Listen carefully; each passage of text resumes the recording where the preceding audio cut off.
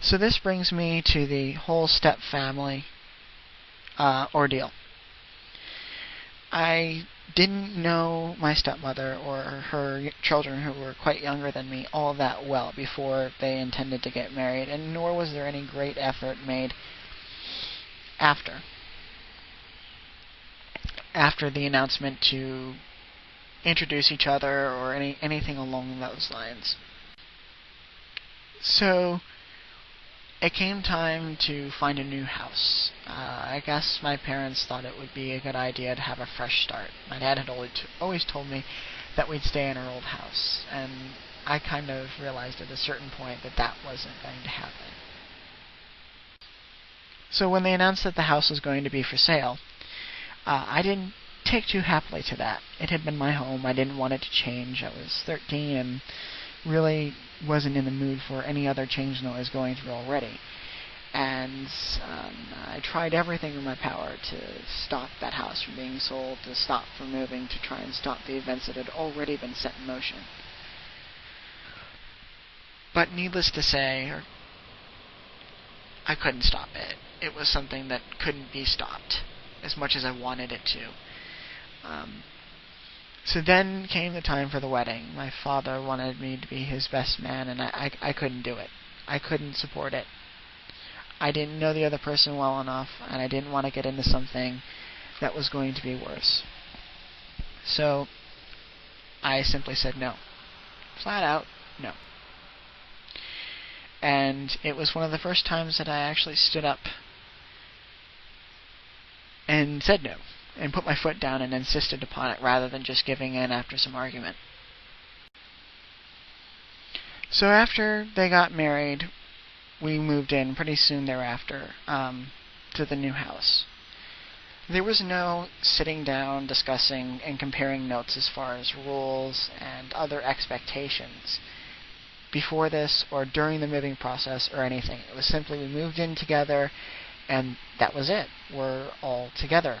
But there was no kind of, let's put everything together and see, well, this is what we do in my house, and this is what we do in my house, and compare and contrast and see and pick the best roles. Or no, even just sitting down and having the parents tell us, my step-siblings and I, this is how everything's going to be. I came from my house where things were done one way for 13 years, and continued to do things that way, because I hadn't been told any different.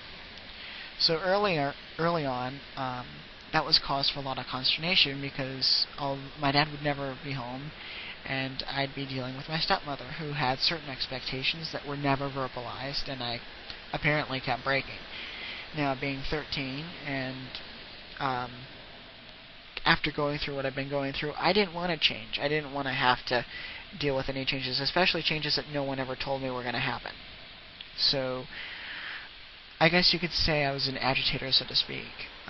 Something as simple as bottled water, and this may sound really absolutely petty and pathetic, but it's one thing that stands out. I'd go up to my room to do my homework directly after school. As soon as I got off the bus, that was always the first thing that I did, was do my homework. And so I'd bring a bottle of water up to my room. Well, bottled water can't really ruin anything. It's not going to stain any carpet. It's not going to stain carpet. It's not going to do anything. It's got a cap and a lid on it. But my stepmother absolutely insisted that I could not have beverages or drinks in our rooms. I did it anyways, and it was several incidents later before finally people stopped caring. Later on, bottled water itself became an issue, but that's a whole separate discussion for another time. That caused a lot of resentment on my part, and it was amplified to the power of 10 by what my mom was doing, because my mom would not, even if my stepmother had been this rosy, really nice person, absolutely bent on becoming my friend or a surrogate parent, or really being open to me, my mom would have never allowed it. She wouldn't have allowed it on her own. She wouldn't have allowed it through me. She would have used her influence through me to completely and totally obliterate that possibility, which is exactly what she did. Every time I'd talk to her on the phone, it was always some other way of convincing me to start some argument or some thing that would cause consternation at home.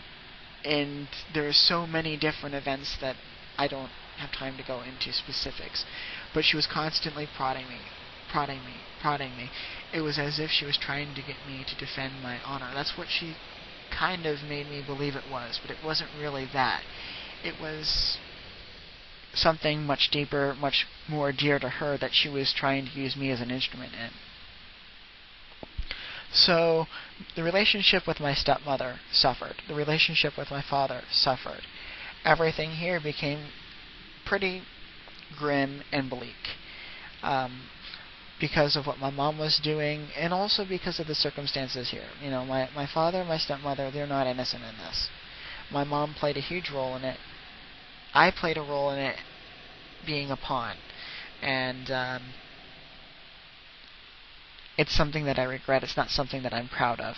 I wish I had had the presence of mind to know what was going on and put a stop to it, but I didn't.